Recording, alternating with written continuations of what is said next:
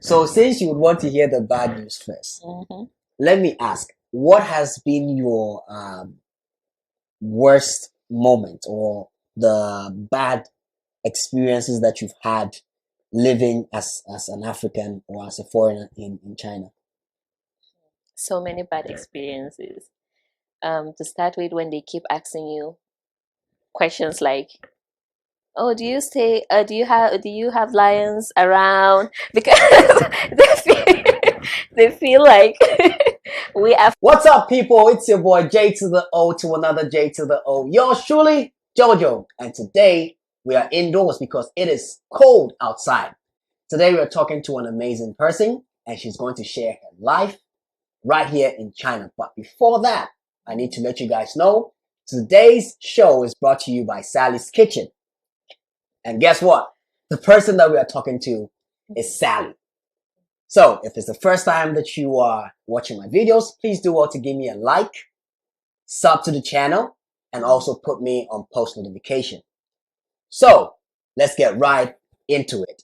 Sally, high five. Hello, Jojo. How are you doing? I'm good, and you? I'm okay. It's a cold weather today, right? Very. And how do you feel? I feel so cold. So cold. Yeah.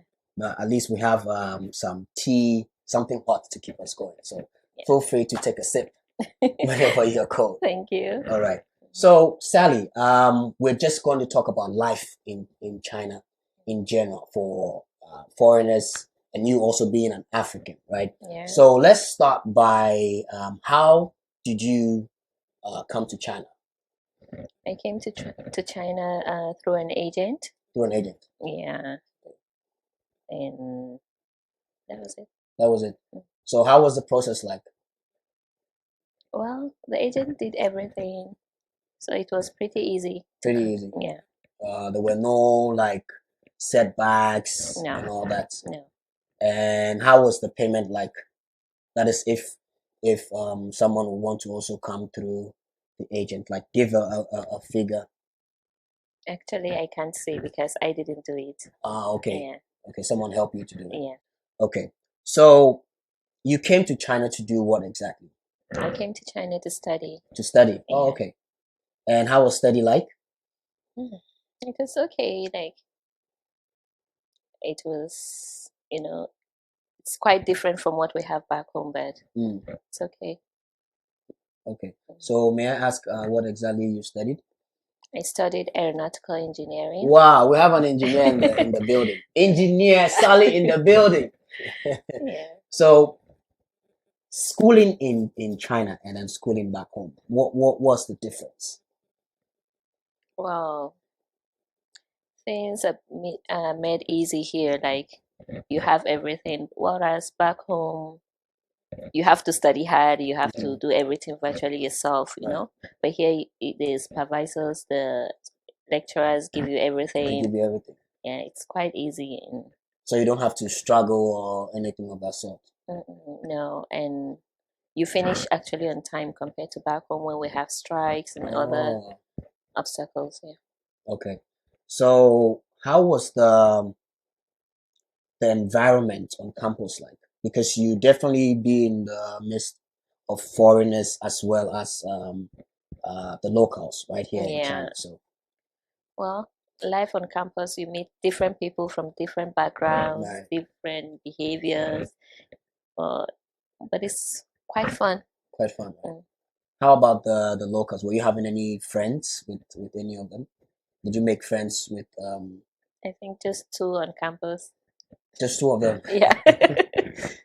But it's a big place, right? Yeah, it's a big place, but the international students are our dormitories are different from the locals. From the locals. Yeah. Oh, okay. And we don't have classes together, so you barely meet them like that. Oh, okay. So you only meet Chinese students maybe when you're on recess or on break, right? Yeah, you see them in the canteen or within the school compound, but you don't have the same classes or live in the same dormitory. Okay. So over here in China, when you said you studied aeronautical engineering, the first school that came to my mind, okay, is Hong Kong Dashi. Yeah, sure. So, so we have someone from Hong Kong here, and I went to SMC, so it's really close. Yeah. Right, it's really close. Yeah. So tell me, what do you miss? Right now we are in Wuhan, right? What do you miss back in Liaoning, Shenyang? I miss the food. I miss the people, the environment. It's really hard here. It's really hard in Wuhan. Hey, we'll get to it. Yeah. So, what kind of Chinese food were you eating back in Liaoning? Mostly chow fan. Chow fan. Yeah. Chow mian. All this. Jiaozi. Jiaozi, that's Yeah. dumpling. Yeah. So when she says chow fan, that's fried rice. When she says chow mian, that's fried noodles. Yeah. Okay. And jiaozi dumplings. Dumpling. Yeah. Right. So of all these that you mentioned, what was your favorite? Chow fan. Chow fan. Mm. I think that's what most people, most foreigners go for because it's cheap, right? Yeah, and it's kind of similar to what we have back home, but it's just some slight difference, you know. So it's something you can really go for compared to all these dumplings. We don't have them in Africa, so it's not a common. It's not something we are used to. Yeah. So when you got here, let's say when you got here, the first time you got here, how were you feeling? Let's say when you landed from the airport. The cold. The cold. It was terrible. In Africa, we don't have that kind of cold, so it was really terrible. Adjusting to the weather here. Yeah. And then the smell, you know, it was a strong smell in the air. There was a strong smell in the air. Yeah. So, but with time and people staring at you all the time, taking pictures, it was just horrible. Something you are not used to. Yeah. Wow. Ladies and gentlemen, this is about to get interesting. Things are coming out. So you were not used to the smell. You were not used to people staring at you and taking pictures of you. Yeah. So how were you able to cope with all of these? With time, everything you get used to it with time. So with time you just ignore or you forget it's even there. You get used to it. Yeah. Okay. So now you've graduated, you are now in Wuhan, and I presume if you're in Wuhan, then it means that you are working, right? Yes. So how were you able to, let's say, move from the student visa to the working visa? Yeah. So I got an agent after graduation, and I sent her my documents and everything, and then she processed it. By that time, it was quite easy to change from student visa to work visa, more especially when you're a non-native speaker. Yeah. But right now, things are a bit complicated due to the new policy rules and everything, which don't really favor us like that. Yeah. So I use an agent. An agent. So how much did it cost you, like, using the agent? I didn't pay a dime. You didn't pay any dime. Okay. So because why I ask is because sometimes you might end up meeting some people that say they are agents, and then they will want to take some money from you. Yeah, actually, this agent, I think she takes it from my salary. She takes it from your salary. So some agents will ask you to pay upfront, and then some will just take it slowly from your salary. From your salary. Yeah. Oh, okay. So yours was being taken from your salary. Yeah. Oh, okay. So now that you have work, or let's say you are working, how is it like working in China as a non-native? You have to be very, very patient because these kids will drive you mad. So when you say these kids, it means that you are in the education department, like teaching. Yeah. You have to be extremely patient because you can't punish them, you can't do anything. So whatever they do, you just have to swallow it like For one, you were thinking if you were back home in let's say Africa, Yeah. What would you have done if kids? You know, in Africa, the Yeah. kids were well disciplined. Like, you dare not look at your teacher and say stuff. Mm, But here now, because of the culture barrier and so many things, you just have to overlook. mm, But back home, kids respect their teachers. This our culture, we're very respectful. You know, yeah. But here things are different. Yeah. So, what type of age? The age group that you were teaching? From 5 years to 12. 5 to 12. Yeah. Oh, okay. Okay. So more like you teach Primary school primary kids. school Yeah. kids. Okay. Okay. Good. So let's look at the language. Can you speak the language? Mm. Averagely. Averagely. Yeah. So do you think the language, right? If you can speak the language, how does it help you as a foreigner? Let me put it that way. How is the language able to help you as a foreigner in China? Well, for survival purpose, you need to learn the language Mm. because they don't speak English here. So if you don't know the language, how do you ask for direction and maybe you want to buy something? It's really frustrating. So you need to know at least the basics. The basics. Yeah. Okay. You need to know the basics so that at least that kind of barrier will be broken, right? Yeah. All right. So let me ask this question. Let's say I have a good news and I have bad news. Okay. Which one would you want to hear first? The bad news. You would want to hear the bad news first.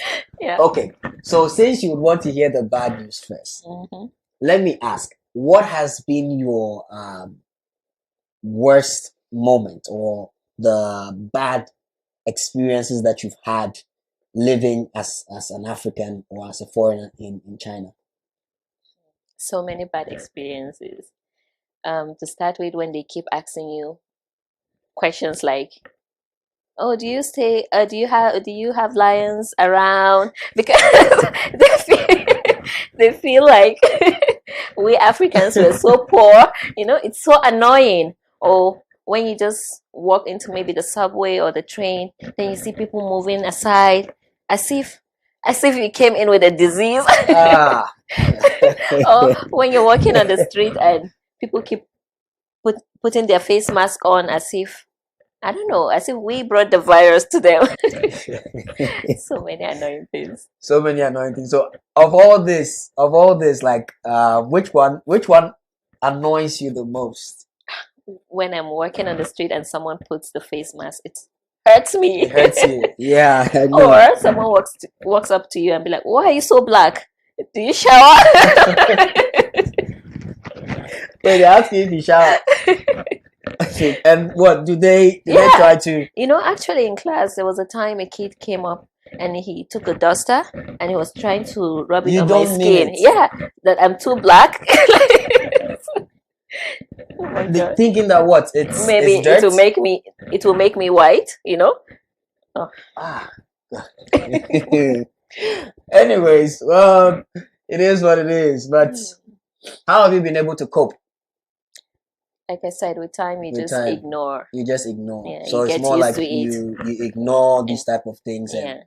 Because if you keep paying attention to it, it's going to be bad for you. You need a therapy.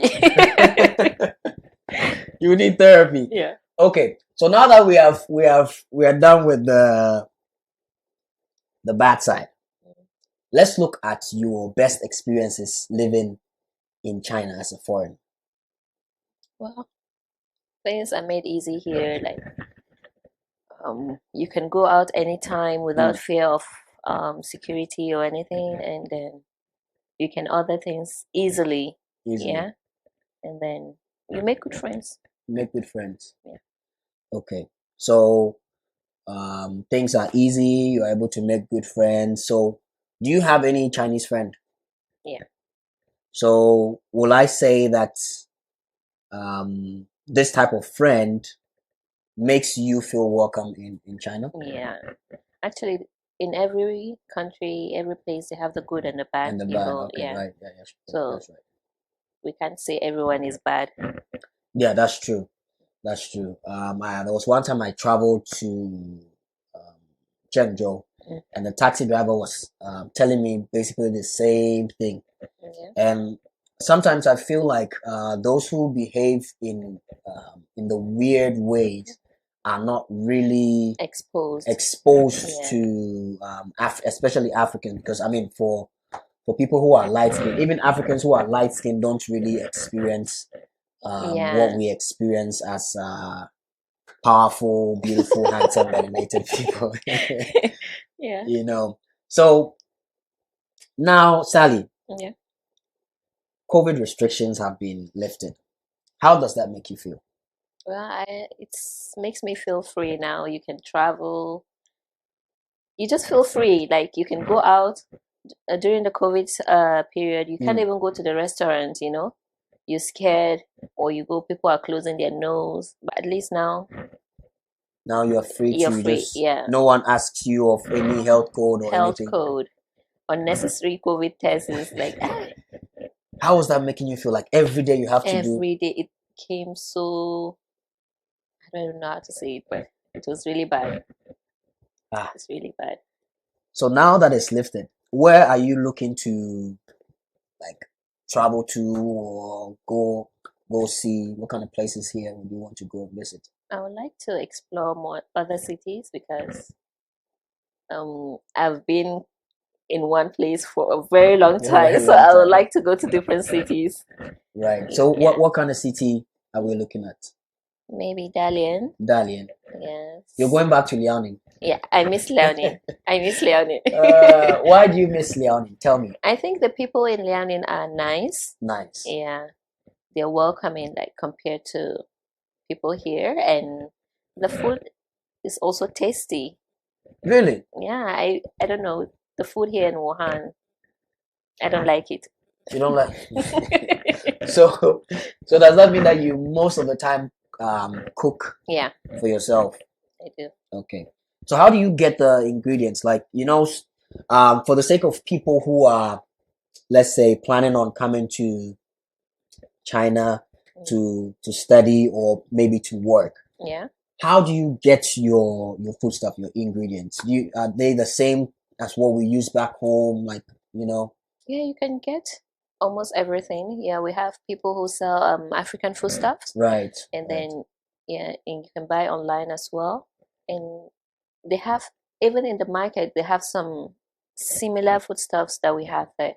Like maybe let's say rice, for instance. You know, in Africa our rice is not as gummy as the one they have here, but you can get like basmati rice, and so that is almost similar to what we have back home. Right. Yeah, and then potatoes everywhere. There's potatoes here, there's potatoes back home. So, and then ingredients, spices, you can get them from African food. From African food vendors. Food vendors. Okay. So we've done the good and the bad experiences.